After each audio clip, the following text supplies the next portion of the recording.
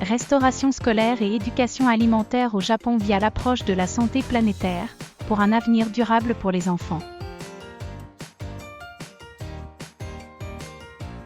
Les effets récents du changement climatique, tels que l'augmentation des températures moyennes, les inondations, les sécheresses ou l'élévation du niveau de la mer, qui sont dues au réchauffement de la planète, entraînent de mauvaises récoltes, une production alimentaire réduite et une multiplication des intoxications alimentaires et des maladies infectieuses. Les populations du monde les plus vulnérables souffrent de plus en plus de l'insécurité alimentaire, de la famine et de la malnutrition. Les dernières recherches montrent que l'insécurité alimentaire n'est pas seulement responsable de la sous-nutrition, mais aussi d'une augmentation des cas d'obésité, alors que le changement climatique réduit l'accès à des aliments frais et cause une dépendance accrue aux aliments ultra-transformés, moins chers, mais dangereux pour la santé, qui sont liés au surpoids et à l'obésité.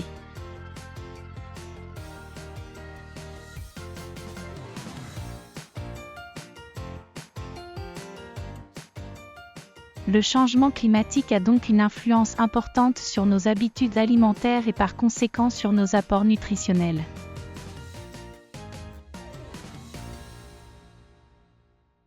Le concept de « santé planétaire » est un élément clé pour résoudre ces problèmes. La professeure Fumiko Kasuga de l'université de Nagasaki est une spécialiste de ce sujet. La santé planétaire, c'est l'idée que nos activités sociales et économiques devraient être envisagées de façon globale, en partant du principe que la santé de la planète et la santé humaine sont interdépendantes. Le changement climatique est responsable d'inondations d'envergure et de sécheresses, qui provoquent des feux de forêt. Il entraîne aussi la montée du niveau de la mer. Cela représente un danger pour les habitations, les terres agricoles, et même pour la vie humaine. Parfois, les gens ne peuvent plus retourner vivre là où ils habitaient. Le changement climatique encourage aussi la propagation de maladies tropicales dans des pays où elles ne s'étaient jamais déclarées. La vision de la santé planétaire est donc de mettre en commun notre sagesse collective pour résoudre les problèmes divers, complexes et interconnectés auxquels nous faisons face aujourd'hui, afin de créer un monde nouveau.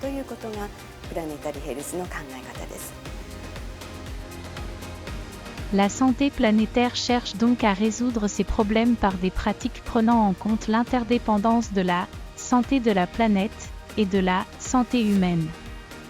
Nous allons voir comment la restauration scolaire et l'éducation alimentaire au Japon se basent sur l'approche de santé planétaire. Restauration scolaire et éducation alimentaire au Japon. Au Japon, la restauration scolaire a plus de 100 ans d'histoire, malgré une interruption des services pendant la Seconde Guerre mondiale. La loi sur la restauration scolaire date de 1954 et a été adoptée en réponse aux demandes des enfants et des parents. Les écoles ont ouvert des cantines dans tout le pays, soutenues par le développement de l'économie sociale. Pourtant, cet élan a été accompagné d'une nette augmentation de problèmes nouveaux liés à l'alimentation, comme la sécurité alimentaire, la faible autosuffisance, l'augmentation des cas de maigreur extrême, d'obésité et de maladies liées au mode de vie. En 2005, la loi de base sur l'éducation alimentaire a été adoptée. L'éducation alimentaire consiste à favoriser la santé physique et mentale et le développement personnel des individus par l'apprentissage de l'alimentation. La promulgation de la loi de base enjoint au gouvernement central, aux collectivités locales et aux individus d'agir pour promouvoir l'éducation alimentaire. En 2008, la loi sur la restauration scolaire a été entièrement révisée pour mettre davantage l'accent sur l'éducation alimentaire. En particulier, cet objectif pour la restauration scolaire ont été définis. Il s'agit notamment d'aider les élèves à grandir en bonne santé, à installer des habitudes alimentaires saines, à apprécier les bénédictions de la nature et à connaître les spécialités locales pour les transmettre aux prochaines générations. En plus, l'éducation alimentaire inclut des thèmes qui permettent aux enfants de comprendre les mécanismes de fonctionnement de la société à travers l'alimentation. La cantine et l'éducation alimentaire sont un exemple parfait de mise en pratique de la santé planétaire, puisqu'elles enseignent le lien entre santé individuelle, alimentation, environnement et planète, au sein des écoles. Exemple d'action pour la santé planétaire. Regardons de plus près comment la restauration scolaire et l'éducation alimentaire au Japon s'inscrivent en action dans l'approche de la santé planétaire. Nous sommes à Fukuloi, dans la préfecture de Shizuoka. L'objectif de la municipalité est de proposer les repas scolaires les plus orientés vers le futur du Japon. Nous rencontrons Koji Ishizuka, de la commission municipale d'éducation de Fukuloi. La restauration scolaire doit fournir aux enfants les nutriments dont ils ont besoin. En plus de faire attention à l'hygiène pour offrir des repas sains, nous utilisons des produits locaux, ce qui permet de faire connaître les industries de la région aux enfants, tout en réduisant le gaspillage alimentaire. Nous voici à l'école primaire Asaba Higashi. Au moment du déjeuner, les enfants chargés du repas enfilent leur blouse. Quelqu'un a de la fièvre? Ou mal au ventre? Non. Ou ne se sent pas bien? Vous avez bien mis vos blouses? Oui. Et vous vous êtes lavé les mains? Vous avez mis de l'alcool aussi? Oui. Très bien, c'est parti alors. Pour prévenir les intoxications alimentaires, les enseignants vérifient que l'équipe responsable de la cantine est en bonne santé. Si quelqu'un est malade, il est remplacé par un autre élève. Il est important que les enfants préparent la table et servent les repas eux-mêmes. Ces occasions sont précieuses, car le fait de les impliquer dans une équipe leur inculque le sens des responsabilités et de la coopération.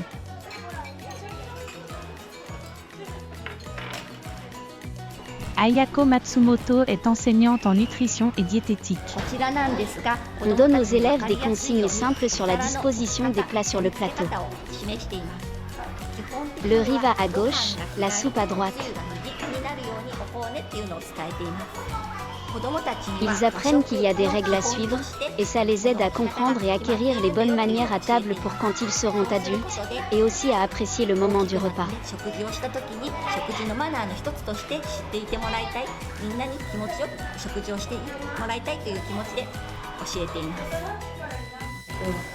Joignez les mains et dites merci. Merci. Aujourd'hui au menu, poisson frit, nuyudon au curry, salade de chou pak choi cultivée localement, et pastèque. Les séances d'éducation alimentaire se déroulent parfois sur le temps de repas. Les enfants doivent aussi répondre à des questions sur le menu du jour, ce qui les encourage à en apprendre plus sur l'alimentation. C'est sucré. D'ailleurs, manger du pak choi local est aussi un exemple d'action pour la santé planétaire.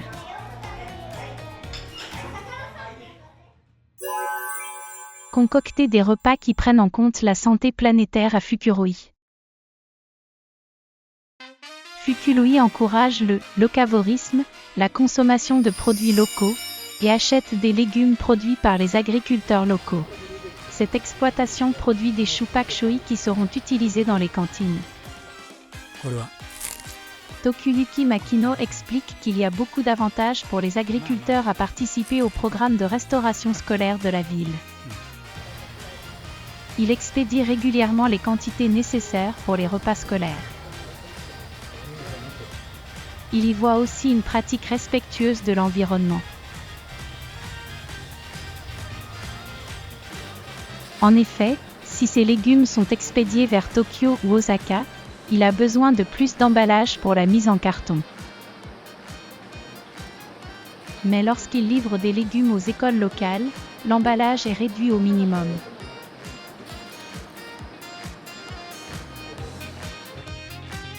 En plus, les frais de livraison sont plus bas, et la quantité d'essence utilisée diminue, ce qui fait baisser les émissions de CO2.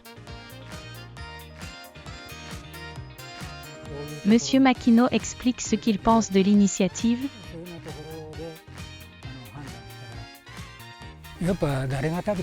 C'est plus motivant quand on sait qui va manger le produit.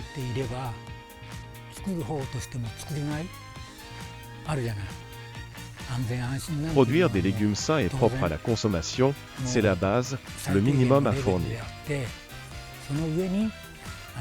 Mais j'ai encore plus à cœur de proposer des légumes frais et savoureux quand je sais qu'ils seront utilisés dans les cantines.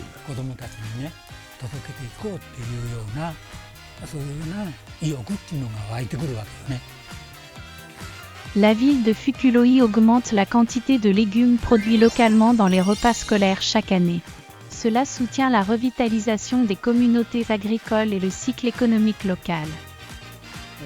Avant que l'initiative soit lancée, on dépensait environ 3,5 millions de yens pour les produits locaux.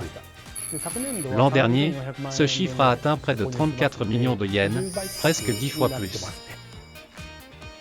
Nous avons commencé ce programme en allant à la rencontre des agriculteurs locaux et en discutant avec eux. Nous sommes maintenant à la cuisine scolaire centrale de Fukuloi Chubu, qui prépare les repas scolaires les plus orientés vers le futur du Japon. Cette cuisine prépare chaque jour 6000 repas pour 12 écoles. Elle met l'accent sur la salubrité, la préparation manuelle et la consommation de produits locaux. Le personnel prépare des repas selon les menus proposés par les nutritionnistes de Fukuloi, en prenant en compte les nutriments et les quantités nécessaires à la croissance des enfants. Préparer des repas savoureux avec des produits frais contribue aussi à éviter les restes et donc le gaspillage alimentaire. Manami Kawamura, qui travaille à la cuisine centrale, nous donne le secret de ces délicieux repas scolaires. On fait notre bouillon nous-mêmes ici à partir d'ingrédients naturels. Grâce à ce bouillon plein de saveurs, on a besoin de moins de sel dans les plats. Pour les légumes, on les fait cuire doucement pour qu'ils gardent une belle couleur appétissante.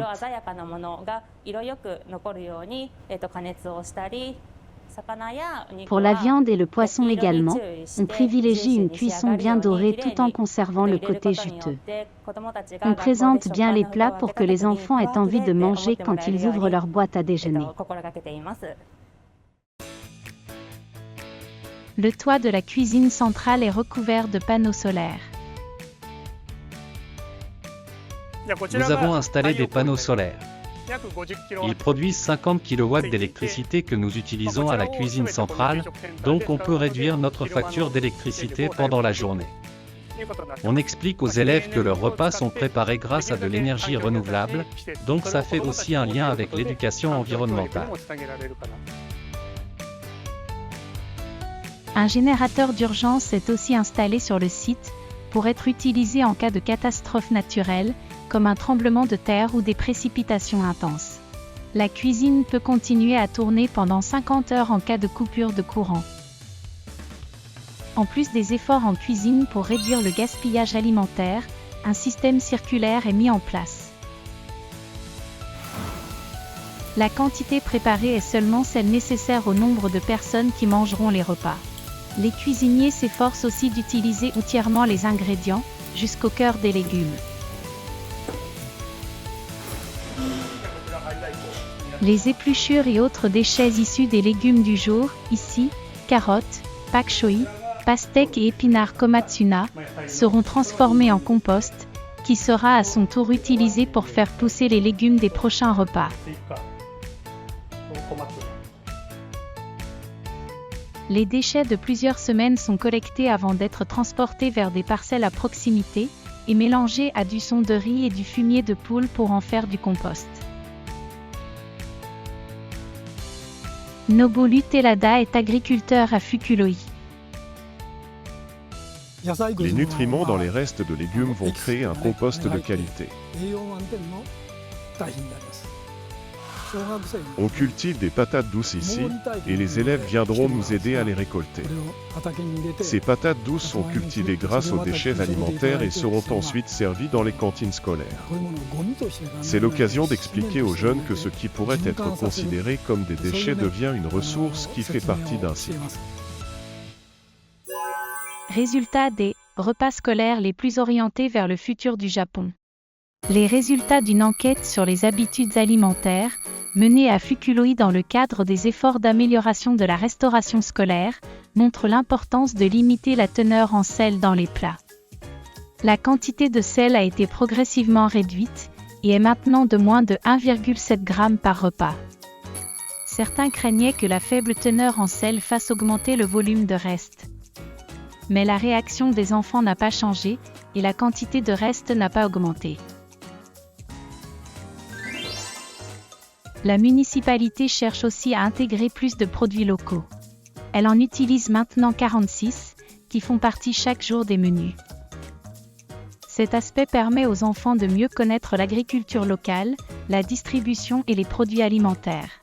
Il devrait aussi avoir un impact positif du point de vue éducatif. Par ailleurs, les chiffres mensuels montrent que l'utilisation de produits locaux dans les cantines a eu une incidence positive de réduction des kilomètres alimentaires et des émissions de CO2. Un total de 15,37 tonnes d'émissions de CO2 ont pu être évitées grâce à l'utilisation de produits locaux.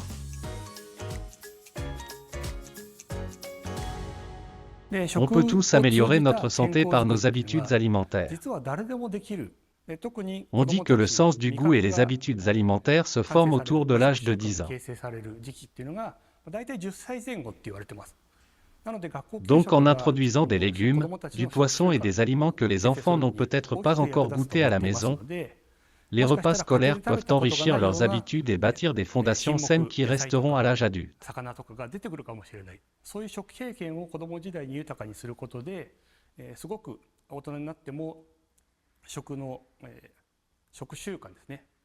Au Japon, le rôle de la restauration scolaire est donc très important.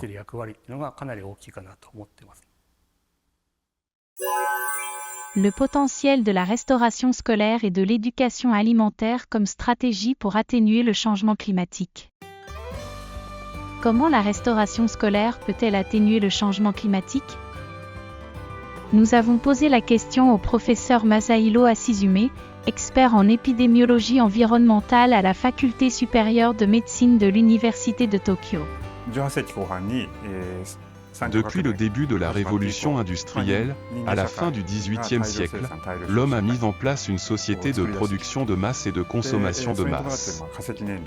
Cela a mené à l'émission de grandes quantités de gaz à effet de serre en lien avec la combustion d'énergie fossile et déclenché le réchauffement rapide de notre planète.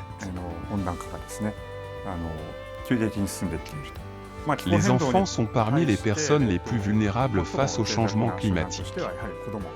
Les maladies tropicales comme la malaria ou la dengue, la diarrhée et la sous-nutrition sont toutes des causes de la mortalité infantile. Les enfants sont vraiment particulièrement vulnérables.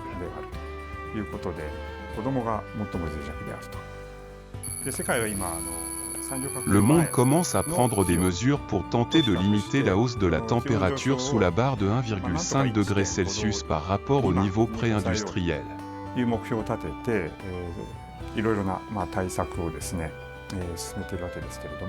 Mais on a déjà atteint 1,1 degré Celsius, donc on s'approche rapidement d'un niveau critique.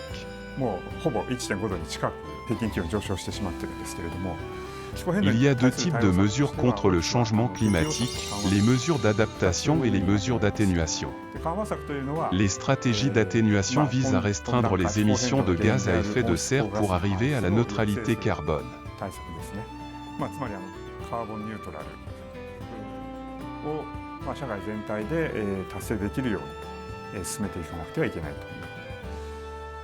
Mais même si les émissions étaient réduites à zéro, il serait peu probable que l'effet de serre disparaisse dans les prochaines décennies, à cause de l'accumulation des gaz dans l'atmosphère.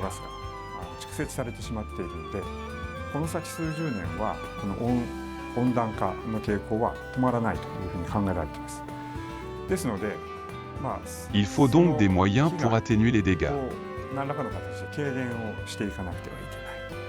Cela implique de changer notre société et nos habitudes, c'est-à-dire d'adopter des stratégies d'adaptation. La mise en place en parallèle de mesures d'adaptation et d'atténuation est le fondement de la lutte contre le changement climatique. Encourager le locavorisme par le biais de la restauration scolaire et de l'éducation alimentaire en mettant en avant des moyens de réduire le gaspillage alimentaire permettra de mener à des mesures de lutte contre le changement climatique, et particulièrement de réduction et d'atténuation des gaz à effet de serre.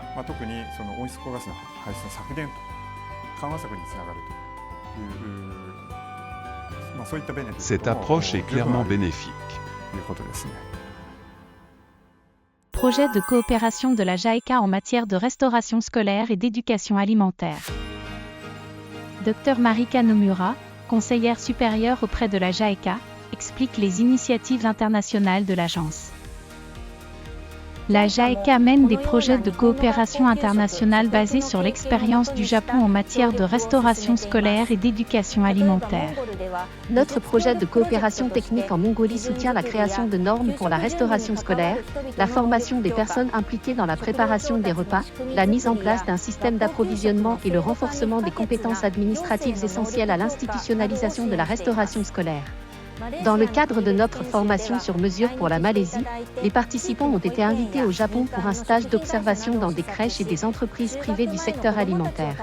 En plus, nous soutenons le développement d'un cadre de gestion pour fournir des repas aux enfants malaisiens en âge préscolaire. En Indonésie, une agence nationale pour la nutrition a été inaugurée en août 2024. La JICA a invité les membres des ministères impliqués au Japon pour un stage d'observation sur la restauration scolaire et l'éducation alimentaire, et pour des discussions sur le nouveau programme de restauration scolaire du pays. La planète entière doit réagir face au changement climatique. Devant ce défi, la santé planétaire cherche à protéger en même temps la santé humaine et celle de la planète. La JICA va continuer à soutenir les pratiques de restauration scolaire et d'éducation alimentaire en accord avec cette approche, avec ses partenaires dans le monde entier.